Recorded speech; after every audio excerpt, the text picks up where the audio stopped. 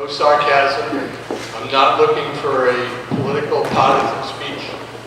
I'm very concerned about this, and I have a question. How long do you think Donald Trump will be president of the United States? And how is it going to end?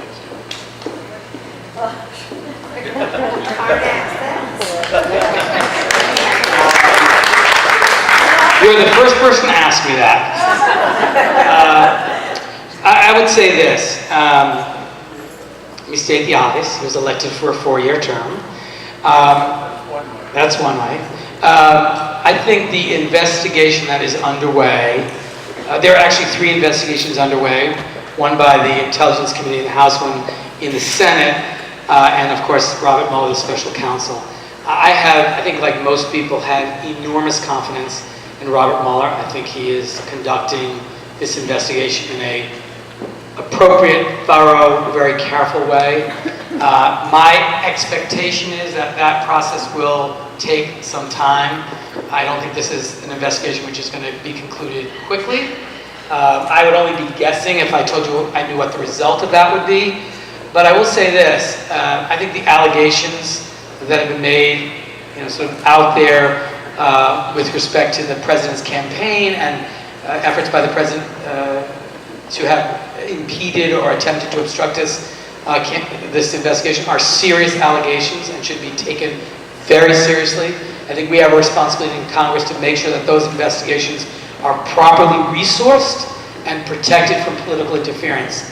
I will also say that it's very, very important, in my view, that those investigations proceed properly and carefully, so that if at the end of it, they in fact come to a conclusion that requires removal of the president, that the American people have confidence in that conclusion, that they have confidence that it was done right, that the law was followed, that it wasn't done because people simply wanted to replace a president that they didn't like. I mean, that is a major event for a country to remove a president. So while I think there's a lot of interest in this moving quickly, I think for the sake of our country, it needs to be done carefully and thoroughly, and we need to give Mr. Mueller and the counsels that he has put together the time necessary to do it. And it's called a follow-up. He was a reporter. This is why he thinks he gets a follow-up. Everything you said, makes sense. But there's an additional overlay that I have been very concerned about, curious about in the last few days, disgusted about. When you see the disgraceful way that the president reacted to the situation in Charlottesville, he seemed unable to govern. And I think that's part of the question. How long can a man like that last? When you see the Republicans running away from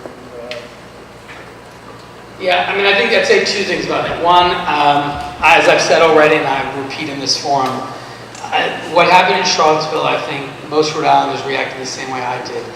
It was sickening and infuriating that in the year 2017, that we would witness in this country members of the KKK, neo-Nazis, and white supremacists marching on the streets of an American city. And what I thought was also incredibly disturbing was that was a moment for the President of the United States, a moment of tremendous opportunity. Being president has a lot of different responsibilities in my view. One of them is to be the leader of our country, and in times of crisis, to provide moral leadership. That was a moment where the President of the United States should have had the ability and the willingness to look into a camera and say, this is disgraceful. The KKK and neo-Nazis and white supremacists do not belong on the streets of this city. They're undermining core American values. And he should have, been very willing to call out this act where a woman was murdered and 2 police officers lost their lives as an act of domestic terrorism. But I think one of the other realities is it is fair to evaluate the president's response in the context of some other facts we know. This is a man who led the effort to delegitimize the presidency of Barack Obama by leading the birther movement. This is a man who has a documented history of not renting properties to African Americans. This is a man who said a judge was disqualified from hearing a case because he was of Mexican descent. This is a man who proposed a Muslim ban. This is a man who has in the White House Sebastian Gorka, Steve Bannon, and Stephen Miller with documented, long-standing relationships with parts of this movement. So it's in that context that I think, of course, it was especially important for the president to make it clear, unequivocally, that that kind of violence and those kinds of hate groups do not belong in this country. And he missed that opportunity. So I think that I agree with you. The second part, how does he govern? I think what you're going to start to see, it's already beginning some, and my guess is it's going to accelerate. I think you're going to see the Republican members of Congress willing to work directly with Democrats and not so much with the White House. Which, by the way, would be great, because I think we can get a lot done. If Democrats were willing, for example, if Republicans were willing to sit with Democrats to figure out ways we can improve the Affordable Care Act, we have some ideas. One on prescription drugs, one to create more competition in marketplaces that need it, one to help drive down. So we have some great ideas. I'm sure they have some great ideas. We could work together if we can get, frankly, if they're willing to work around the president, around the White House, and just partner directly with Democrats. And I think you're going to see more and more of that because they recognize certain things have to get done. We've got to pass appropriations. We've got to pass the debt ceiling.